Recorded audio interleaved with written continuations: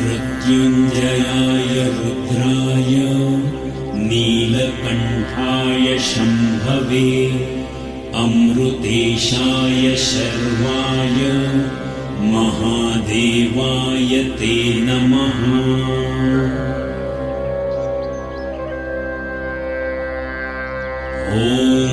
मृत्युञ्जयाय रुद्राय नीलकण्ठाय शम्भवे अमृतेशाय शर्वाय महादेवाय ते नमः।